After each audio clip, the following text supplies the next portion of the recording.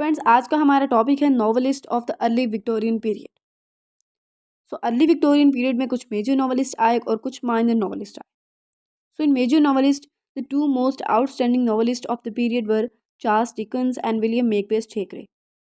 सो major novelist में जो most outstanding novelist आते हैं इस पीरियड के, वो हैं चार्ल्स डिकन्स और विलियम मेकबेथ थेकरे।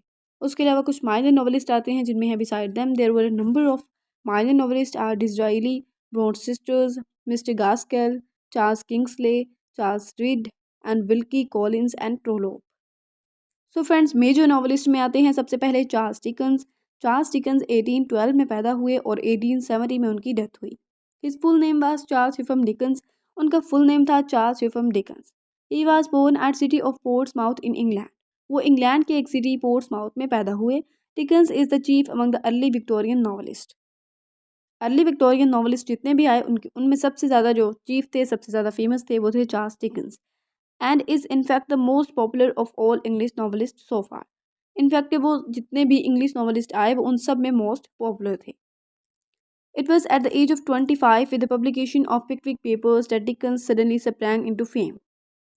25 ईयर्स की एज में चार्ल्स डिकन्स ने अपना सबसे पहला वर्क पिकविक पेपर्स पब्लिश किया और इसी वर्क की वजह से उन्होंने बहुत ज़्यादा फेम अर्न किया and came to be regarded as the most popular of English novelist. तो यही वजह थी कि इनका पहला वर्क पिकविक पेपर्स ही इतना ज़्यादा फेमस हुआ कि जिसकी वजह से ये मोस्ट पॉपुलर इंग्लिश नॉवलिस्ट बन गए। The readers read is novels with great interest. Readers जो थे वो इनके नॉवेल्स को ग्रेट इंटरेस्ट के साथ पढ़ते थे because he criticise society through his works, क्योंकि वो अपने वर्क्स के थ्रू सोसाइटी को क्रिटिसाइज करते थे। इन his works he use a literary device. उन्होंने अपने वर्क्स के अंदर एक लिटरेरी डिवाइस को यूज़ किया जिसका नाम था Cliff hanger. Through this device he creates curiosity and suspense among his readers. इस डिवाइस के थ्रू वो अपने रीडर्स, अपनी ऑडियंस के अंदर जो है वो क्यूरोसिटी और सस्पेंस को पैदा करना चाहते थे।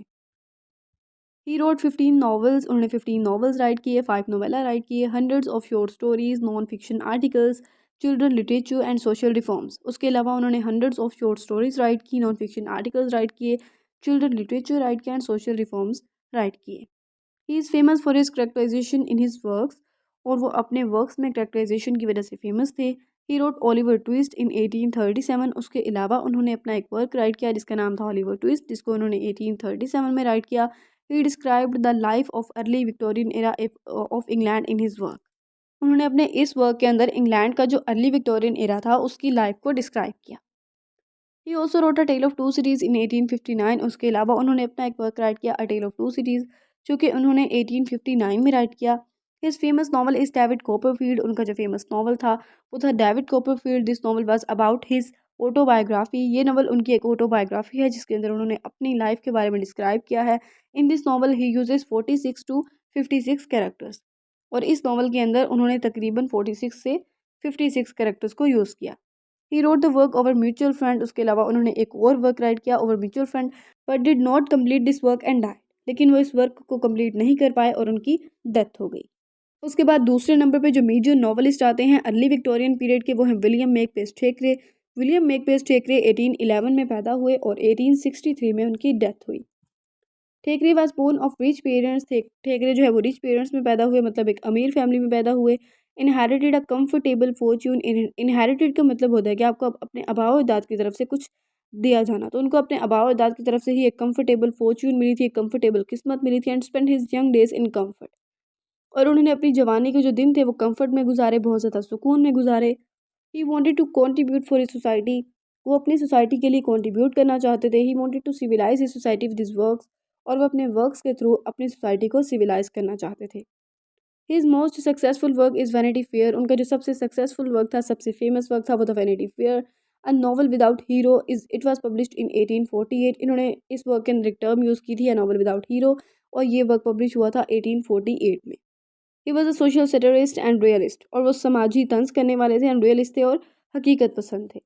Every act the scenes and personage in her novels. उनके जितने भी नॉवेल्स थे उसका हर एक्ट, उनका हर सीन एंड द पर्सोनेज, जितने भी उसके अंदर पर्सन थे, जितने भी कैरेक्टर्स थे, we are always face to face with real life. उन सब के अंदर उन्होंने रियल लाइफ को पोर्ट्रेट किया है।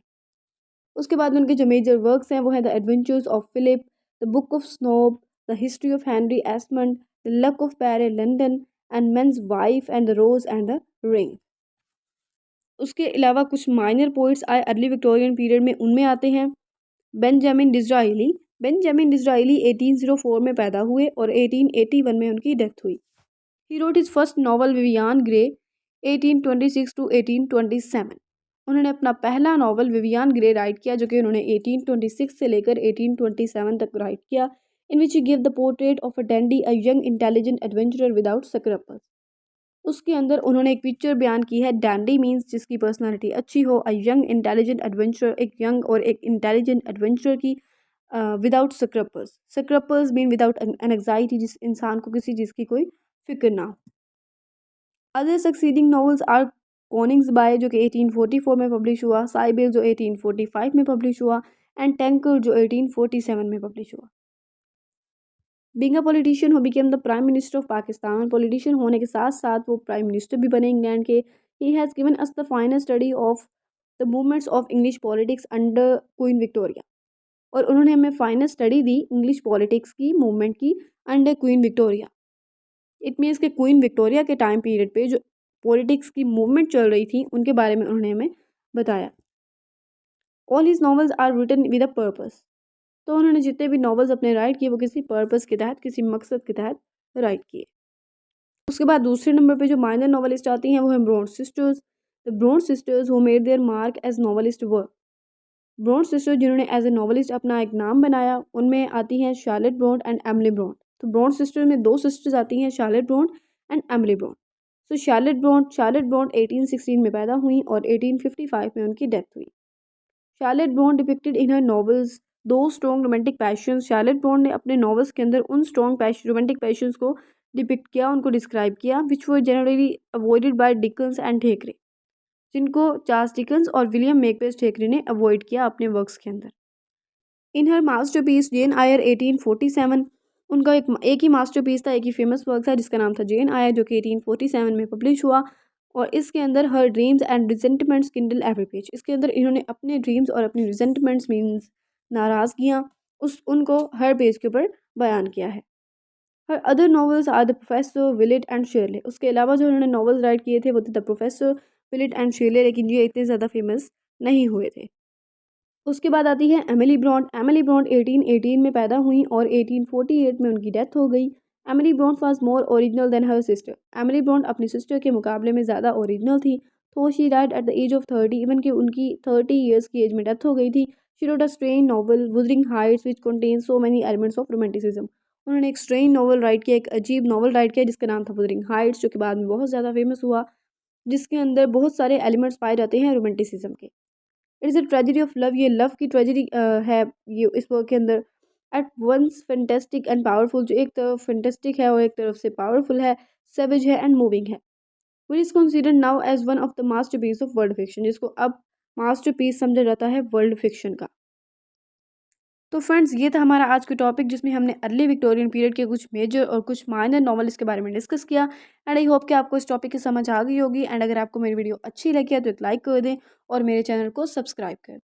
Thank you.